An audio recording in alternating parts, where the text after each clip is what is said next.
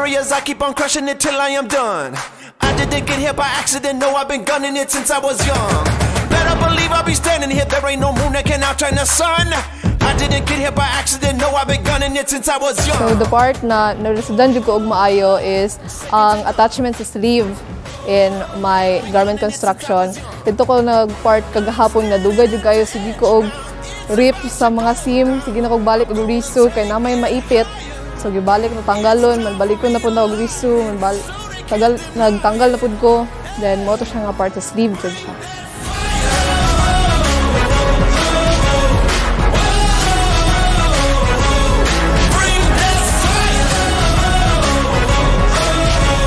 Ang mostly challenging na akuan is katong circus, which is na anuhan kong time, nakulangan kong time. So wala kay to siya totally na polish. Mo dito ang pinaka-difficult para sa ako Pero hopefully nahuman man pud ako siya. For me, I was very grateful and thankful kay isa ko sa napili para mag-compete sa provincial skills competition, and happy ko kay naka-experience ko gingani ka high standard na competition.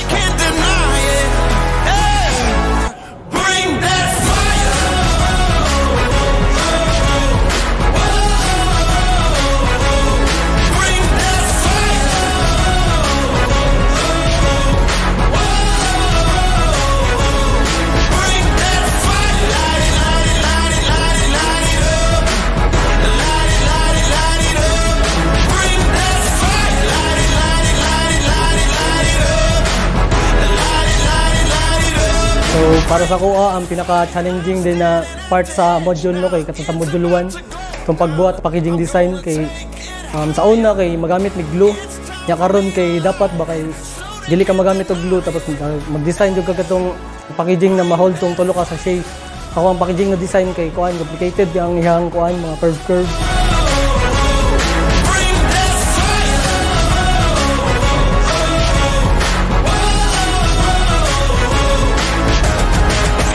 Boy, you better not miss, cause it won't ever happen again.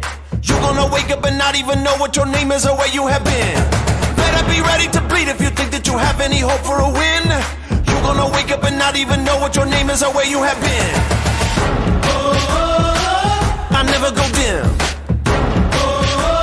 cause I only know how to win. I'm standing at the edge now, it's about to go down. So ang nalisuran yun ako no, ang kaning engine management no start o engine tune. Ikaw dyan mangita sa trouble nga nung dili mo crank ang kuan.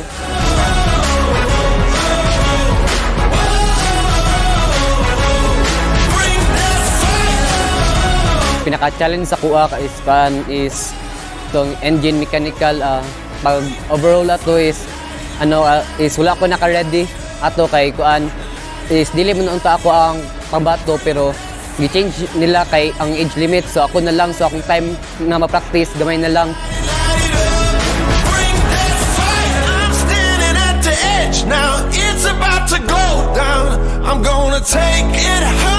So as a builder of this station of mechatronics, ang na-encounter na ko nga pinakalisod yun is ang pag-build, pag-label sa mga equipments, especially sa sensors. Kay mao jud ang pinakadakong epekto if ever mamali ko.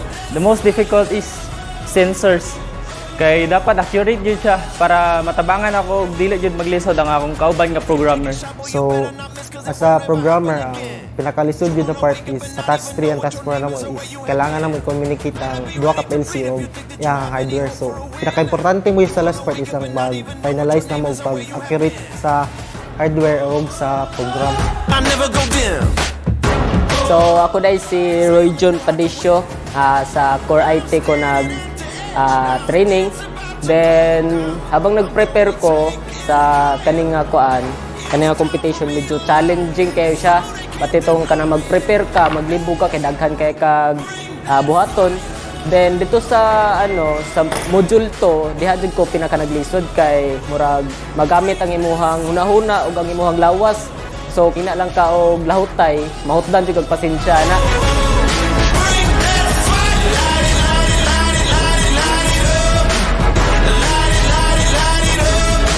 Ang pinaka-physically challenging diri sa electrical installation is ang pag-layout, install sa devices na musulod siya sa tolerance, and si three-phase system, motor control, which is complex siya nga circuit, and also ang pag-combine ni automatic function and manual function through programming.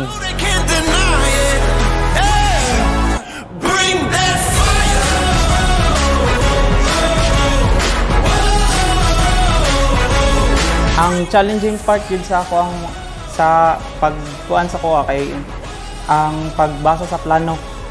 Ang mo na siya ang crucial part kay mamali ang dimension, murag madamay na ang tanan. Physically challenging kay kuan siya kanang sakit kisa sa tuhod.